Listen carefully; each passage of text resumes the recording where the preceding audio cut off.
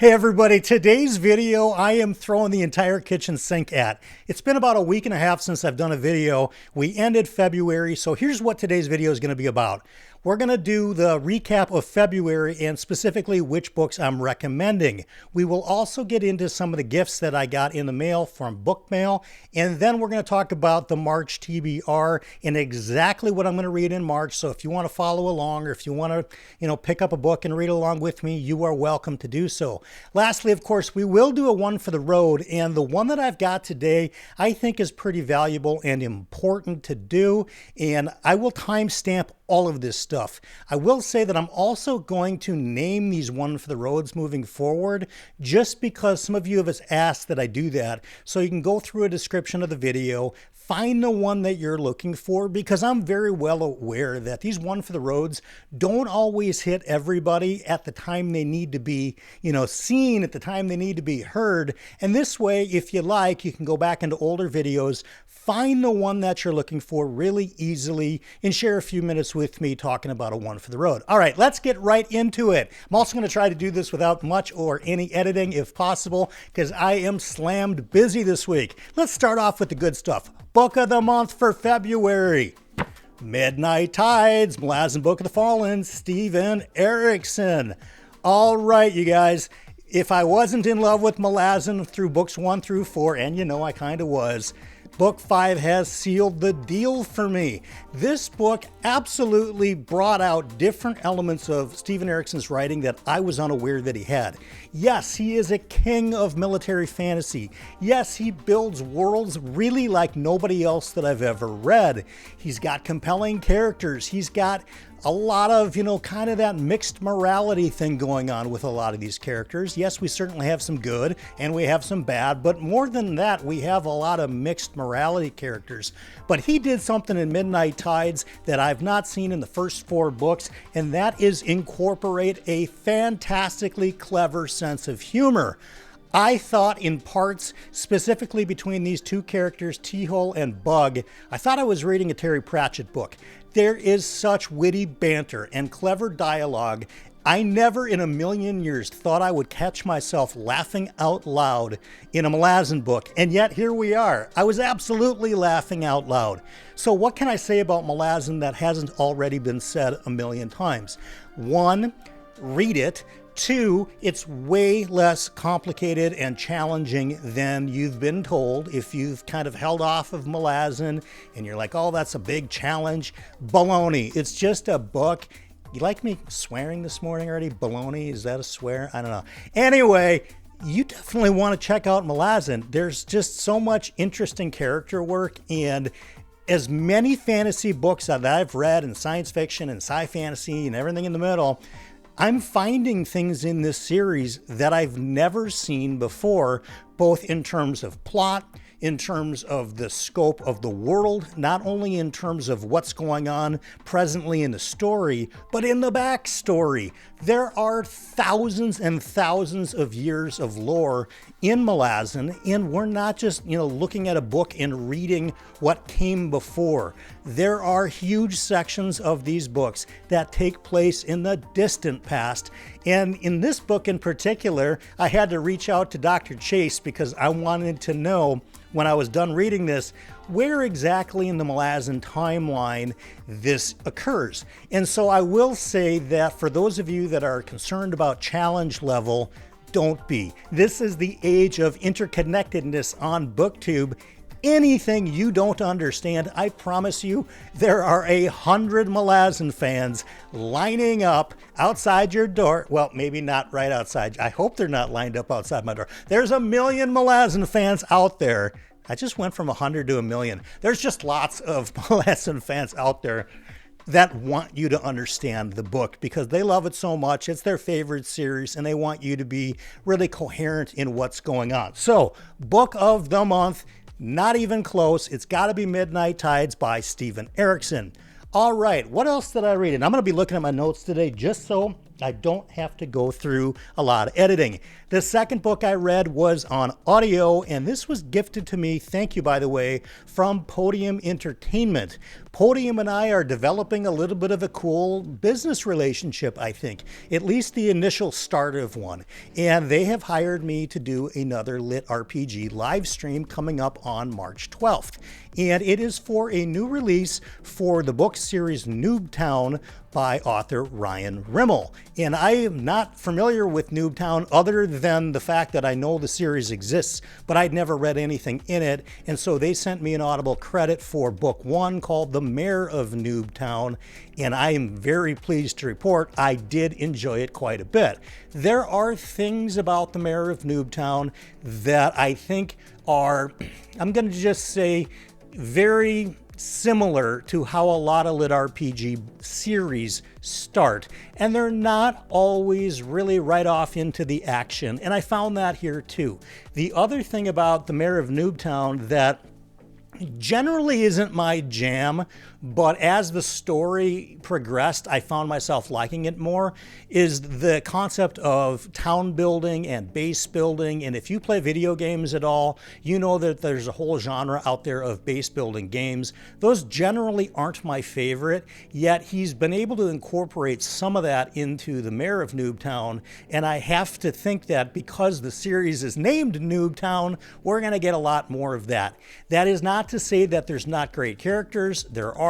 That's not to say that there's not great action scenes. There certainly are. I will be continuing with the Noobtown series for sure, and I'm really looking forward to interviewing not only the author Ryan Rimmel on March 12th here on BellTube, but joining him will be the great friend of the channel and coincidentally the audio narrator of this book, Mr. Jonathan McLean. Yeah, Jonathan's coming back on the channel, you guys, and if you missed the one that we did before, I'll put a card right up here. Jonathan kicks ass. He is one of my favorite dudes I've met since doing BookTube, and I have to say, I'm really excited to meet Ryan. I'm really excited to get Jonathan back on the show again. So The Mayor of Noobtown, is it a recommend for me? It is a recommend for me, but I don't know that I would make it your first LitRPG series.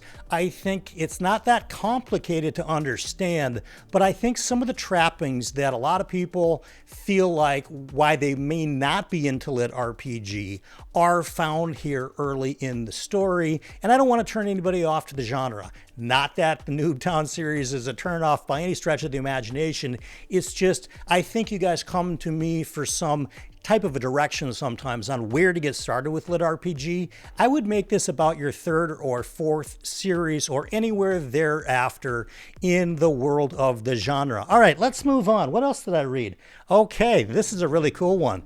I've never been asked to be an alpha reader before. I didn't even know what an alpha reader was. I've heard of beta readers, but I guess there's something called an alpha reader. These are the readers that get a copy of a book before it's published and before it goes to a larger team of beta readers to try to identify if there are some major plot gaps, to try to identify if there are some story elements that just don't make sense by the end of the book. And of course, to help direct some character growth if we find it to be lacking. Now, I was asked and very, quickly accepted when Tori Tekken asked me if I would be an alpha reader for her brand new book, Cold Silver for Souls. All right, this is the start of a new series, and I have got to tell you, my notes back to her were extremely limited. As a matter of fact, I wrote her and I said, Tori, is there anybody that just, is an alpha reader that has like 2 or 3 comments and you can take them or leave them?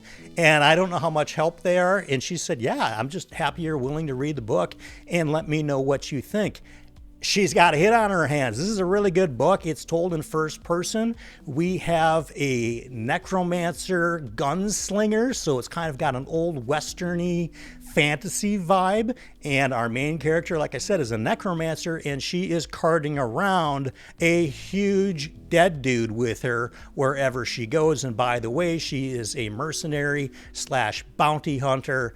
It is a very cool story. The setting's kind of like based on the Yukon Gold Rush. I won't steal Tori's thunder other than to say when this book does come out later this year, it's gonna be a big recommend for me. Again, the name is Cold Silver for Souls. It reads really quick, and you can tell by the end, she's putting together one of her favorite tropes, which is the motley crew, and it starts to get established here in book 1. That's why I'm excited for book 2 to come out. All right, Tori, keep writing. It was really good. All right, the last book that I want to talk about for February, and we're going to talk in the one for the road, why I only got 3 books read in the month and why I'm still on book 4. And the 4th book that I started, but I'm only about 20% in, is, of course, Dungeon Crawler Carl number 7, The Inevitable Ruin.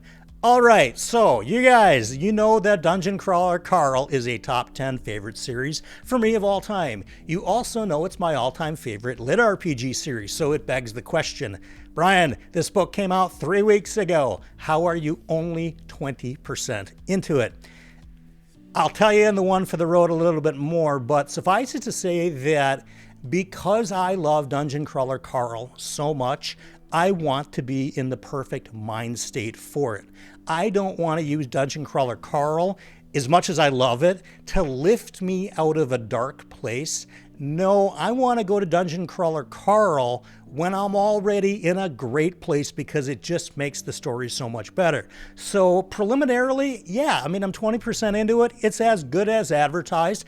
I love the series. You're never going to hear me talk bad about Dungeon Crawler Carl. It is the best gateway to LitRPG that I can think of. And so far, the first 20% has met all of its prior standards and probably exceeded them as well. Can't wait to finish it up in March. So what else are we going to talk about today? First, before we even get into any of that, I want to say thank you to the patrons of the channel. You guys have been exceptionally patient with me. I am not always amazing about updating the patrons, but these guys, when I told them kind of what was going on in my life a little bit, they were like, look, we're here to support BellTube. We're here to support you, Brian. Whatever you can or can't do is completely cool with us. So if you want to join this intimate group of amazing people on Patreon, I will have a link in the description for you to do so. It's less than a couple of bucks a month, and it really does help the channel grow, and it does some things for me on the backside that I can then turn into the front side for better video creation. While we're at it, I might as well say, if you're still watching this, hit that thumbs up button. That is the like button. That lets YouTube know that people should watch the video. If you want to hang out more, maybe it's your first time here, maybe you've been here a couple of times, go ahead and hit the subscribe button. It helps share the channel with lots of people internally at YouTube. And that's how more people can find us. And of course, if you really want to give the channel a signal boost, you can always share it to your social media. All right, let's move on. What did I put in here? All right, so I want to talk about some BookMail gifts that I got, and then we're going to talk about specifics on what we're going to read in March. The first book that I got, it was an e-copy of a book, and the author's name is X Mays, and the name of the book, and I'll put a graphic up here for it, is called Fight Level Survive. This is a LitRPG book. I don't know if it's any good. I don't even know what it's about. He was very kind to write me an email asking me to review the book. I explained that my TBR mountain is huge and that I wouldn't know exactly when I would have time to get to it, but that I would happily show off his cover because he worked really hard. And that goes for all of you guys too. If you guys are authors out there and you want to send me something, even if it's just on an e-version and you'd like to get a little bit of free press, send it to me and I will hook you up.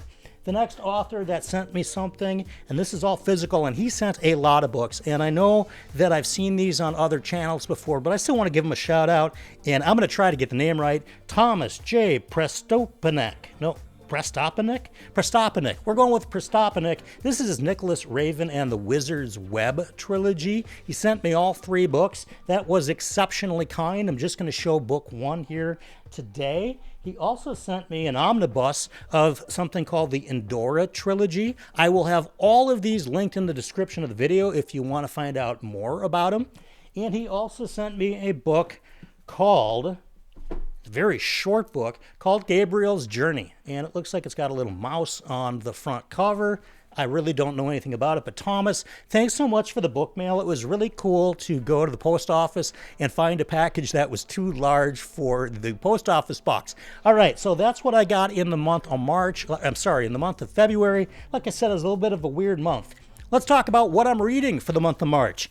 All right, you guys, March month? Yeah, this is how we're not editing it. The month of March is a Quilluminati month, and this time around, I picked the book. And I picked Dennis Lehane's Mystic River.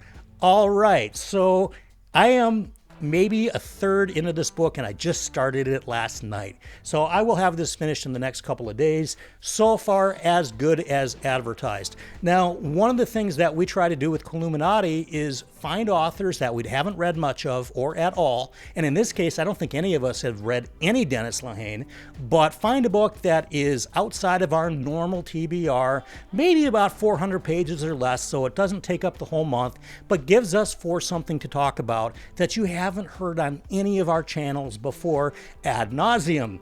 All right, so Mystic River for me is already a hit. I know Mike loved it. I think John finished it and he loved it. And I believe Philip is starting it maybe today or tomorrow. And we're going to discuss this over on Talking Story on March 13th. It's going to be a lively discussion. My guess is it's going to be a gush fest because this thing is really good.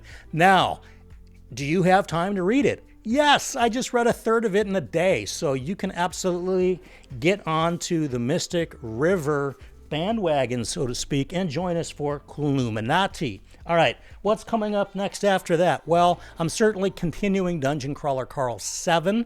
That will be probably through, I'm going to say this week, maybe next week, and we will wrap that up. And I'm going to come back and give a whole breakdown on my thoughts on Dungeon Crawler Carl as a series, because you guys, as crazy as this is, and you know if you've been here from day one, I have been shouting from the rooftops, not only about LitRPG, but specifically Dungeon Crawler Carl. So I have a very personal sense of satisfaction that all of a sudden the biggest named booktubers in the science fiction and fantasy genre, maybe more so fantasy than sci-fi, but let's rephrase that, the biggest booktubers in the fantasy genre are all now on the Dungeon Crawler Carl bandwagon. Cool, I like that. That means that my opinion was maybe right in that regard. So let's talk about what else we're reading. We got the giant readathon going on of the readathon, the read-along. We'll talk about readathon in a minute. Talk about a big book. We've got Janny Wirtz's The Ships of Merior. This is about a 900-page book, and it's in parts 1 and parts 2, and we will be reading part 1 of Ships of Merior in the month of March, and we're going to discuss it on my channel, I guess, on BellTube in April. There are a lot of people as part of this, and I will put a link to our first discussion of The Curse of the Mistwraith in the description of the video below. But yeah, bring me back some more Janny Wirtz. Of course I want to get into this. This is a really good series, and I will say, for everybody that was wondering, Brian, how in the world are you doing Malazan and the Wars of Light and Shadow series every other month and your brain not exploding? And I will share with you how.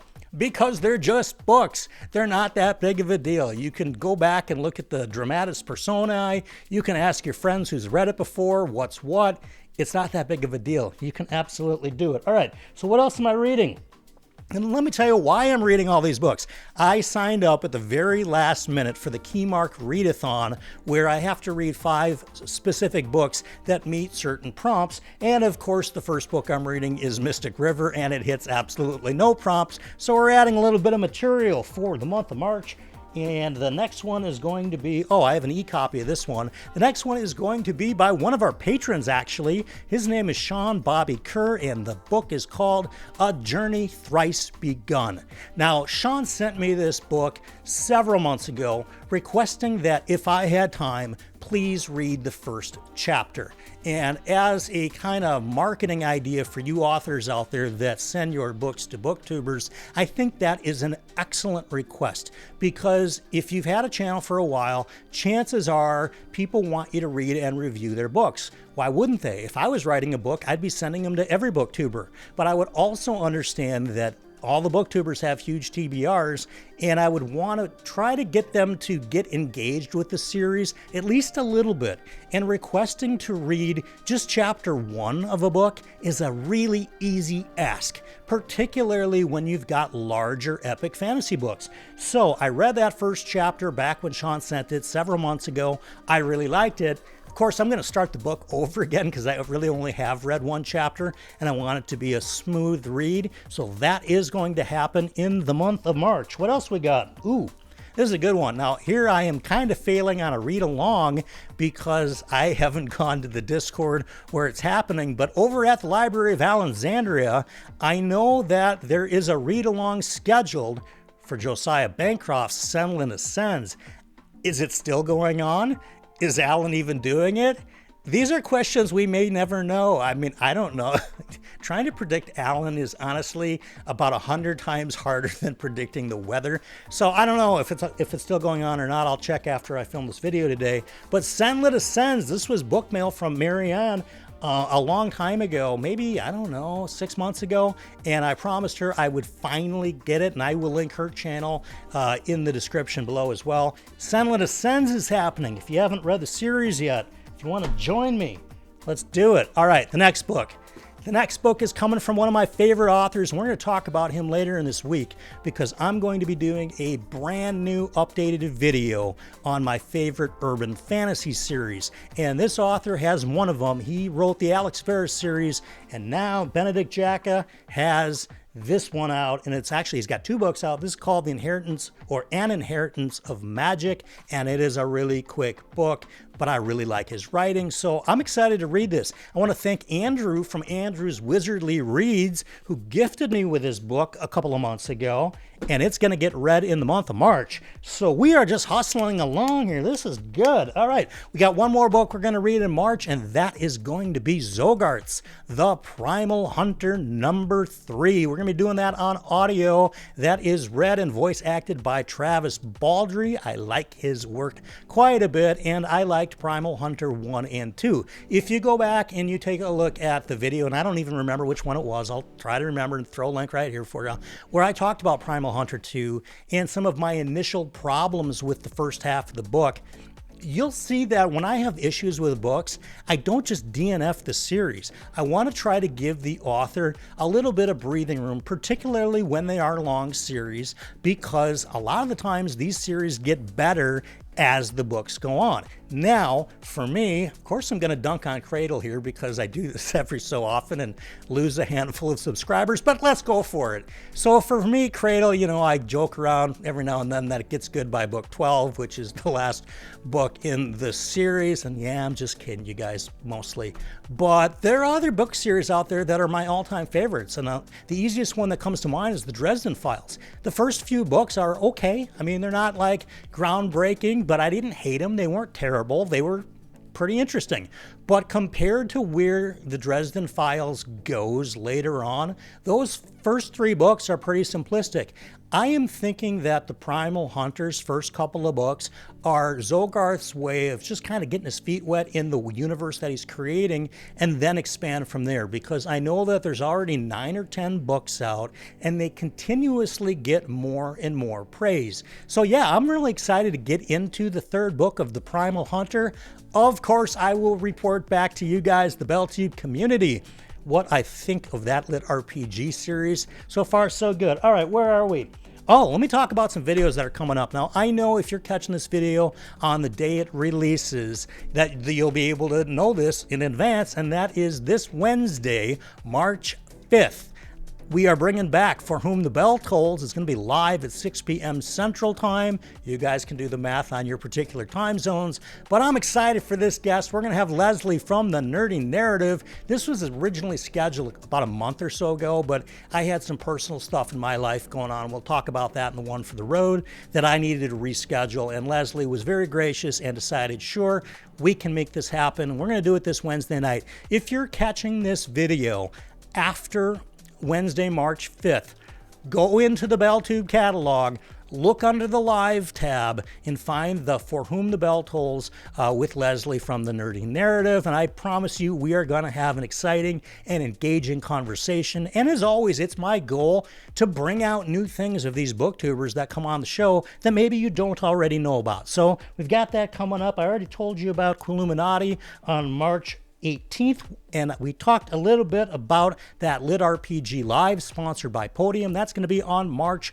12th, again at 6 p.m. Central Time with author Ryan Rimmel of the Noobtown series and my buddy Jonathan McLean, the voice actor. What else we got? Oh, March 19th. I think I'm going to do this again, and I'm going to play these by ear a little bit. But back in middle of February, for reasons of my own, I was just kind of feeling disconnected from the BellTube community for a little bit. And I sat down on a random Wednesday, and I literally called the title of this live Rando Wednesday. And we had a discussion just with the chat. And I thought, you know what, maybe 10 to 12 people will show up for the live. It'll go maybe 45 minutes or an hour. And that'll be that, and I'll, connect a little bit with the community. You guys, it went almost 3 hours. There was 100 and some people in the chat almost the whole time. It was just a lot of fun. So if I have the energy to do it, and if I don't have anything major going on the afternoon of Wednesday the 19th, we're going to do another Random Wednesday. And I don't know what we're going to talk about. That's going to be the whole premise of these random middle of the day streams. You could get a rant. If you're going to get a rant, by the way, on this channel, if you're just going to see me absolutely dunk on stuff, you're probably more likely to get it during a Wednesday random live stream than ever on a For Whom the Bell Tolls or anything on a pre-recorded video like we're making today. So tune in for that. It might get exciting. What else do I got for you today? I got a one for the road for you today. And today's one for the road is going to be, what do you do when the hits keep coming, right? So we're going to name it The Hits Keep Coming. That'll be in the description. This is an interesting one for the road for me because this is something that I've lived with for the last 90 days. And I know you guys have lived with all kinds of issues and challenges in your life. And I wanted to bring this to the forefront a little bit today because if you've watched this channel at all, and if you're here for the first time, my main goal here of even having BellTube is to bring value to whoever clicks on this. It might be a great book recommendation. It might just be some fun. It just might be some of the characters we get on the channel. Or in many cases, it's these one for the roads that I share with you that are kind of my thoughts on personal growth and personal development and how we can improve certain aspects of our life. So the hits keep coming. What is that about? That is about, what do you do when life just keeps kind of throwing hits at you? And from all angles, you are the one getting dunked on. Maybe it's financially. That happened to me. I sell most of my products called BELLFLASK. I'll throw it in the description, but this is not a pitch for that. Just as an example, Amazon, where I sell all my products, their bot just decided that we're going to pull all of Brian's advertising down for the entire holiday season. So from Thanksgiving up until the 1st of January, the bots pulled down my entire line of products from being able to be shown to new customers. Well, do you think December is a very good month to take off? No, December is holiday season. December is my best month of the year. And you know what? It wasn't anymore. It's down to about a quarter of what it used to be just because of a problem with Amazon's bots. Now, they've done that before, just to tell you the story, they've done it before, but it's always taken about, 24 hours. A human being looks at it. They realize the bot made a mistake. The bot thought I was selling liquor online, which I'm not. We sell flasks that are also used for water bottles, but it doesn't even matter if it was liquor. It's not against any Amazon policy. You just can't flat out sell liquor, which we don't. The bot didn't realize that. And in this case, instead of taking a look at it, 24 hours later, they waited almost 6 weeks and lost the whole holiday season. So the hit kept coming there financially. Now we talk about emotional hits, and I'm not going to get emotional here. You guys know me. I'm pretty stoic when it comes to that stuff. But my mom has had some pretty significant health, challenges for the last few months. 2 major surgeries. They live in California. I'm in Minnesota, so it's, quite a distance for me to be driving to, which I didn't. I flew. And, it's hard for me emotionally many times to see my immediate family in physical pain. And that's what had been happening with my mom. And knock on wood, I hope you could hear that. Things have resolved themselves and we're getting a positive outcome. But for me, the hit kept coming emotionally, because when we thought that one issue was resolved, all of a sudden now there was a completely different issue, which required some significant surgery, some significant hospital time, and it really flattened my emotions. So between that and the business stuff, my mental was completely drained, didn't have any mental gas, didn't really feel much like reading because I was just out of brain power. So I started thinking about this, the other day when I was making kind of a script of what I wanted to talk about at the end of February, at the beginning of March. And I thought about, what do we do when these hits keep coming, right? And I want to share with you a suggestion that I, probably should have had in my, toolkit. And since I didn't, maybe I'll share it with you.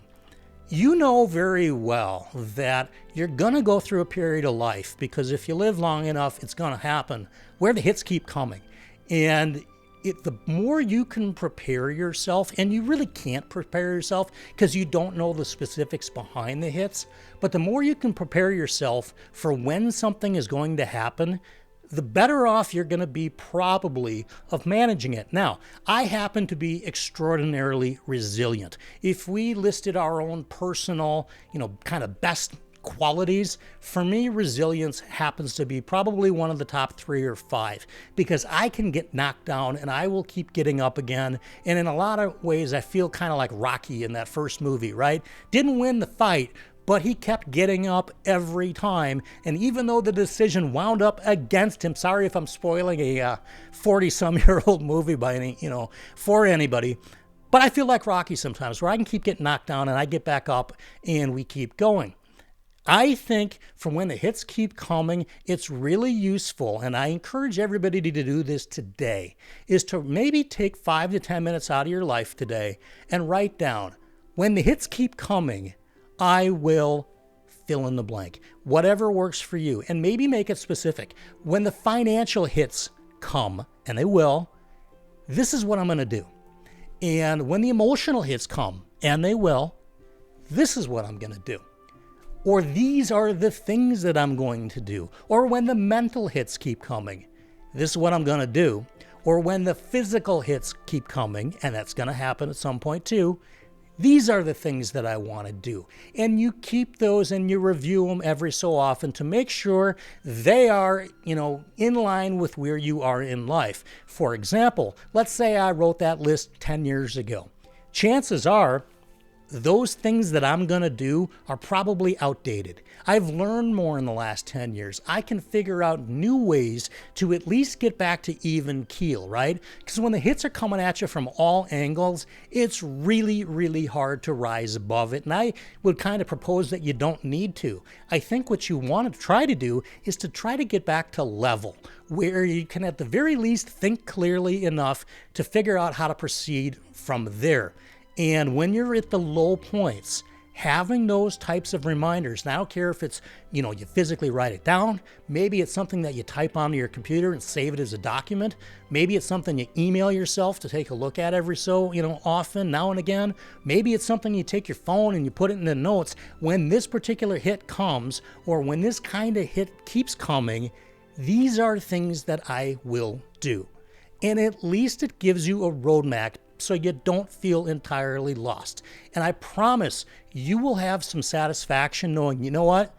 I don't like what's going on, but I planned for it. And even if I couldn't plan for it, I anticipated something was going to happen at some point in my life, and I'm sure glad I took 10 minutes out of my day, however long ago it was, between now when you write it down today and in the future when something does happen and when those hits keep coming. Excuse me. I didn't want to cough and I don't want to edit this. that you've got it written down, that you can say to yourself, you know what, I anticipated this, and I am glad that I did it, and I'm going to follow my own advice when I was thinking clear, when I had some energy, when the hits hadn't already knocked me down to below base level. I thought of these things. I wrote them down. I know myself better than anybody else could ever know me. And these are the things that at least I'm going to try to get myself out from the bottom, at least back up to baseline, and then worry about excelling, and then worrying about moving on and having great things happen. But it's really, really difficult to have great things happen when you are sunk. And if this tool can help you get unsunk in a personal, empowering way, where you feel like this isn't something that I turned on and watched and was motivated. This was an exercise that I did for myself, just knowing and in anticipation of when those hits came, I was a bit more prepared than I otherwise would have been. So that is my one for the road today, and I would love to know in the comments, what are you reading in March? I just gave you a rundown of the 7 books that I'm going to be reading in March. Did you read anything in February that you want to recommend to me? If you did, leave it in the comments. I will meet you guys there. You know I always do. Some of you guys, you know, you put your March TBR or any month's TBR, and all of a sudden it adds mountains upon mountains upon mountains to my personal TBR, and I love it. That's what we're here for. You guys, stay positive today. I will see you in the next video, of course. And of course, I'm not editing this. See, I did the hand thing first. Now I'm keeping talking. This video's run too long. Here's your fortune.